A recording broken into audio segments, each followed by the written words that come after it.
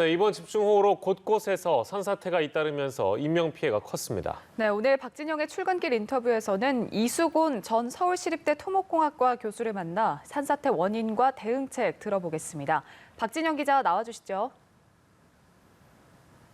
네, 박진영의 출근길 인터뷰 이수곤 전 교수와 오늘 이야기 나눠봅니다. 안녕하십니까? 네, 안녕하세요. 네, 이 집중호우로 인한 산사태가 곳곳에서 벌어지고 있는데 산사태가 특히 취약한 위험 지역이 따로 있습니까? 산 밑에 있는 지역에서는 어디나 산사태 났다고 생각하셔야 돼요. 꼭 취약 지역만 있다고 생각하지 마시고 아닌데도 이번에도 산사태 사망사고 많이 나는 데가 아닌 데서 많이 발생했거든요. 그러니까 산 밑에 있는 데는 어디나 날 가능성이 있습니다. 네. 그렇다면 이제 궁금한 것이 보통 산사태 하면 가파른 곳에서 더 위험할 것이다 이런 생각을 하는데 그게 맞는 얘기인지요? 그렇지 않습니다. 가파른 데서 산사태가 시작을 하지만 밑에서 내려오면서 산사태 치고 내려오게 되면 완만한 지역도 매몰시킬 수가 있거든요. 또는 완만한 지역이라 그래도 급하게 잘라가지고 이렇게 옹벽이나 주택을 만들잖아요. 주택 만들기 위해서. 그러면 그게 불안하면 또 거기도 무너집니다. 그래서 완만하다고 꼭 안전한 건 아닙니다. 네. 그렇다면 이제 산사태 같은 경우에는 큰 피해를 줄 수밖에 없기 때문에 혹시 미리 알 수 있는 조짐 이런 건 있을까요? 일반인들은 어렵습니다. 산사태가 왜 인명피해가 많이 나냐 하면 금방 무너지기 속도가 엄청 빠르기 때문에요. 피할 수가 없습니다. 징후 나타나면 이미 늦습니다. 그렇다면 궁금한 점은 이 산사태의 피해를 최소화하기 위해서 어떤 방법이 필요한 겁니까?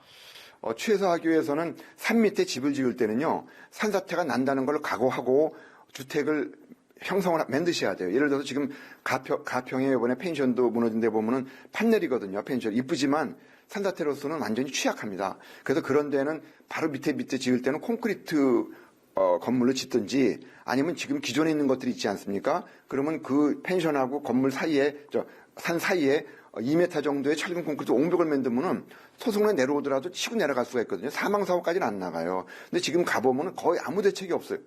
그러니까 당하는 거거든요. 너무 안타까워요, 가보면요. 조그만 대책이 있으면 되는데 주민들은 믿고 있는 거예요. 난 지금까지 괜찮았는데 그거하고 다릅니다. 물길이 또 변하거든요. 산사태 나면 물길이 변하기 때문에 산사태 안 난데도 산사태 날 수가 있습니다. 예.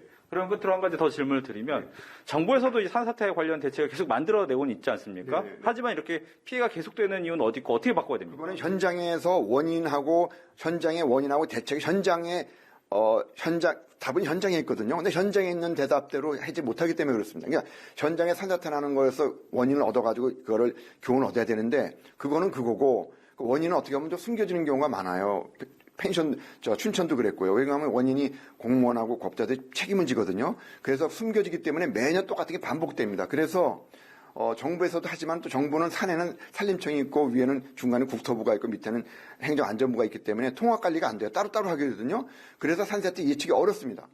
산사태는 움직이기 때문에. 그래서 국민들이 이런 사실을 알고 산 밑에 취약적이 아니래도 거기는 옹벽을 만드는 게 중요합니다.